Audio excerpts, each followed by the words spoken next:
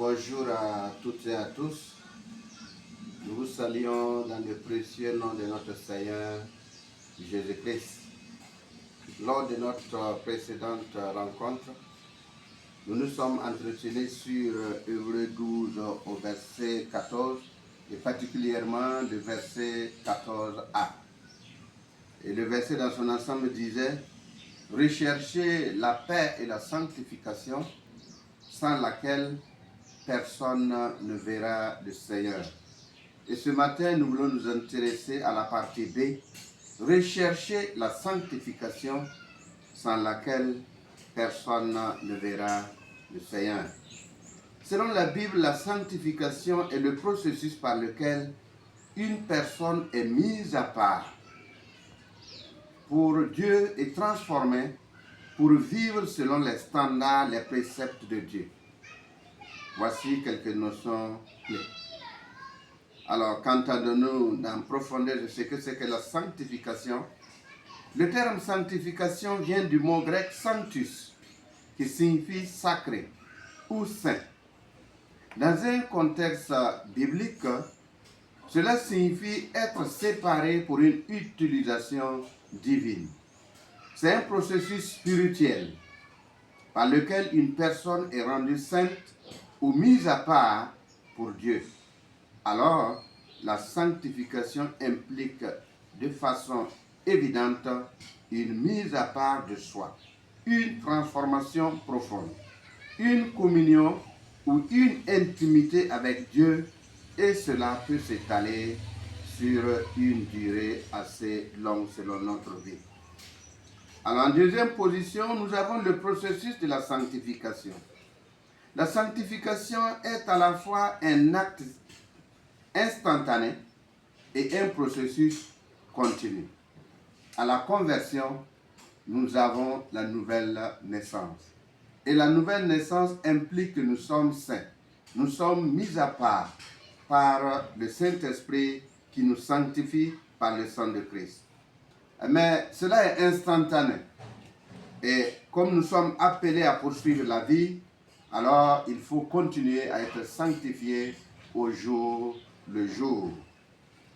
Et c'est pourquoi nous sommes appelés à être avec Christ et à progresser dans la sanctification.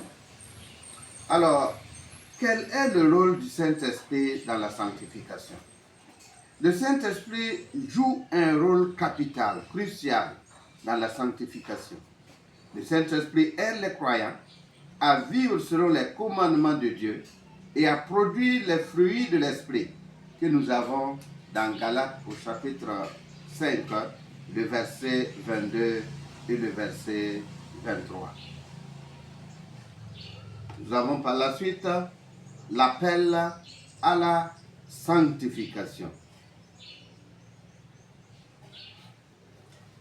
Les Écritures exhortent les croyants à poursuivre la sainteté. Par exemple, dans Hébreux 12, 14, il est dit « Recherchez la sanctification, sans laquelle personne ne verra le Seigneur. » Et 1 Thessaloniciens 4, verset 3 dit ceci « Ce que Dieu veut, c'est votre sanctification, c'est que vous vous absteniez de l'impudicité. » Et 1 Pierre au chapitre 1, le verset 15, nous dit ceci.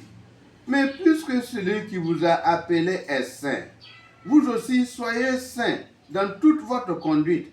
C'est là qu'il est écrit, vous serez saints car je suis saint. » La sanctification a des conséquences. J'allais parler des conséquences positives de la sanctification. Par le moyen de la sanctification, Dieu nous conduit à une transformation profonde, à vivre une vie d'amour, à vivre selon la justice de Dieu, à vivre l'équité, l'intégrité, l'humilité, le pardon et la vérité qui sont indispensables à une vie quotidienne de sanctification. Et ce qui implique une relation intime et prononcée avec notre Seigneur. En résumé, la sanctification est un processus crucial pour la vie chrétienne qui implique un engagement, qui implique une mise à part, qui implique un don de soi, qui implique une vie de qualité spirituelle selon les standards, les normes, les préceptes et les lois de notre Seigneur et selon sa nature.